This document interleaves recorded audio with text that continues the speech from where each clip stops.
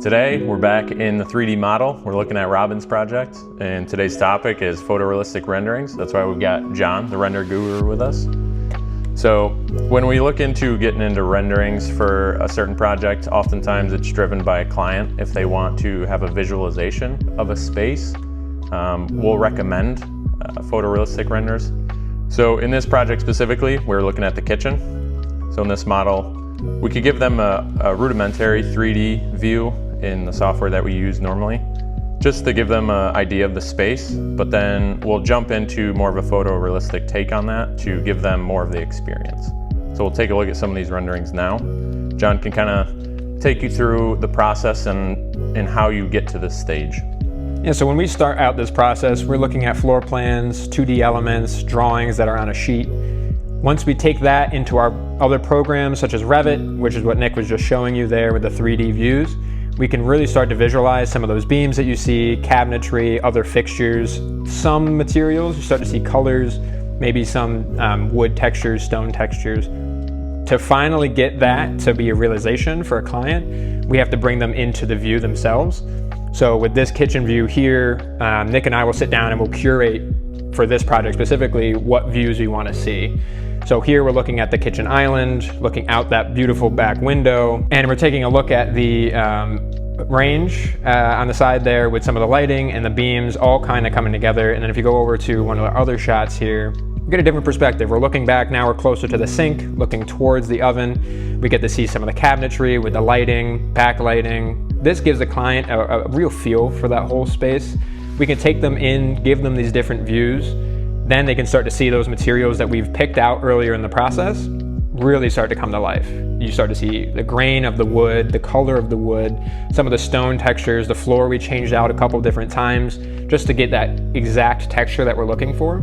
And we've even gone online looking at photos to try and match a texture as best as possible. So for the countertops here, we went back and forth on some of the materials that were already in our library, but Nick found one that he really liked. So I took that into Photoshop, edited it out to make it transparent or coherent for the whole thing, and then brought it into Lumion, which is our rendering software, which allowed us to really display that countertop as a full piece. And that will show the client, hey, this is actually the exact material that we're gonna plan on putting in here. And now you can kind of see how that reacts to the light, reacts to some of the reflections, everything like that. That's really why we're trying to bring in these views.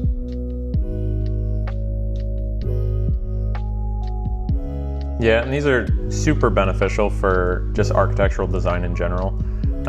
Oftentimes we have an idea in our head, and our job is to really represent that in a way that sells the client. So when we get into photorealistic renderings, that's really our strongest tool we can use to prove to them that it's an experience or a space that we want to go with. Yeah, once we extract it out of that plan, that's where the client really starts to see where all of those conversations that we have come together. You know, Nick can talk about the lights that we're picking, we can show them different things online, but you don't really get to see that yet. Once you see these 3D views, a client starts to really click with the space, and now they understand, hey, this is where I'm gonna be spending my time. You know, this is the kitchen. We have some other bedroom renders as well that you get to see some of the beautiful views out. And it really allows that client to be in that space. You know, this is what it's gonna look like when you get up in the morning. This is what it's gonna look like on a snowy day. This is what it's gonna look like when you have the fire going. All of these things really creating the experience of what it feels like to be in that space, not just showing on your floor plan, you know, this is a 12 by 20 room. That's not what we wanna do. We wanna really make sure that the client knows, hey, this is actually what those windows we talked about. These are the curtains we were looking at. These are some of the light fixtures we had shown. The stone material, the wood material, all of these things coming together before the final build. Because if you are at the final build and there's one of these things that you're not necessarily sold on, and we've already purchased all the materials, set up all the electrical, maybe you don't like the lights where they are because now you've got to see them when you're sitting in bed here. And if you really want to change that now, it's very easy to do. We can move it, change colors, change materials, get rid of it. And it allows us to kind of play in these spaces together. And you know, Nick and I worked really well, just like going back and forth. You know, I can take this into my 3D viewer, send it to Nick and say, hey, you know, what do you think of these? Do you like these materials? Do you like these beams? Do you like these trusses? And he can give me feedback on that and say, actually, you know what? I had something else in mind and we can get those changes. Yeah, and furthermore, like for this Robin's project specifically, I went up to the Adirondacks. I was doing some site measurements and checking on some concrete while that was being poured, and the owner happened to be there while I was staying up there, so we sat down, looked at some renderings. And it's really productive to kind of go through those realistic things because you get a strong sense of what they like really quickly. If you show them kind of boring drafting views, it's hard for them to really understand that. So it's a powerful tool to help them curate what they're looking for as far as materials in general. It also makes the building half a lot easier because you lean more into the material selection with the renderings. So you have a better idea of what they're physically buying and what it already looks like, and they don't need to, compare real life materials together as much as you would without renders.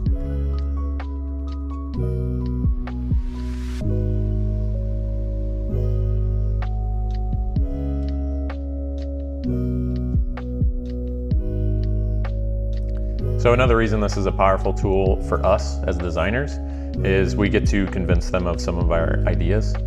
We have these cast iron stools that I thought would be really neat. I actually saw them on another project, and I had them stored in my brain, and we were looking at the kitchen island, and the owner said, wouldn't it be cool if we had just a couple chairs tucked under the island?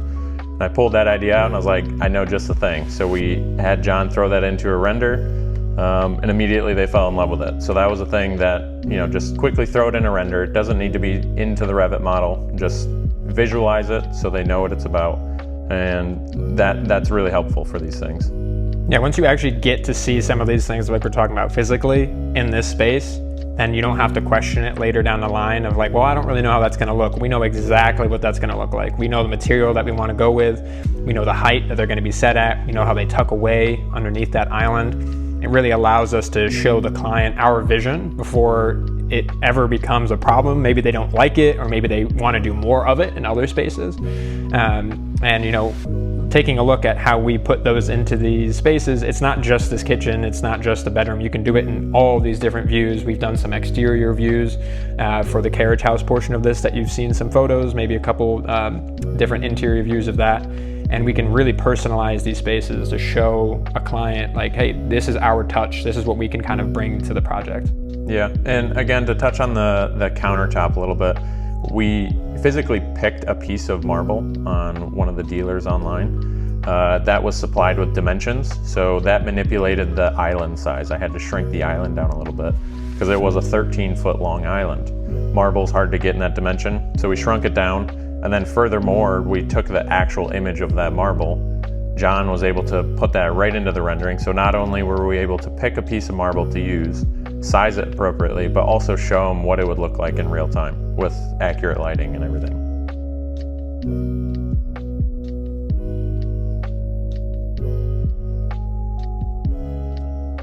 Yeah, the accurate lighting is a huge feature that we've really come to like with Lumion. Ray tracing has really changed the game as far as rendering is. We used to use other programs. V-Ray was probably the biggest renderer back when we were in school, and that allows you to get ray tracing. That was kind of the standard to get the highest quality of renders, and you still can get extremely high quality renders with V-Ray.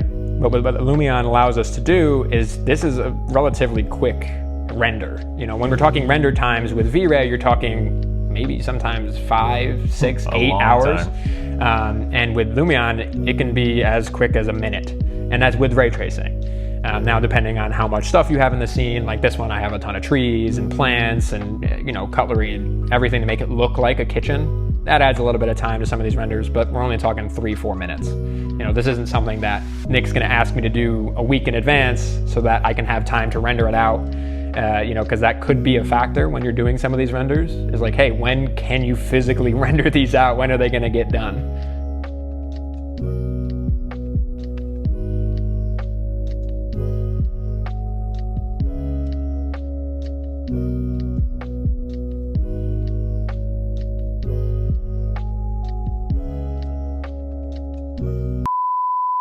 In our software that we use, Revit, we can do rudimentary 3D. I'm going to stop you right there. I probably should say my thing.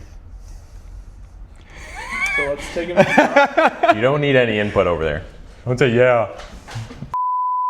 All right, I'm ready. All right, we're still rolling. Go. Go. All right, today we're back on the Robbins project. We're looking at some. I was laughing. All right, serious.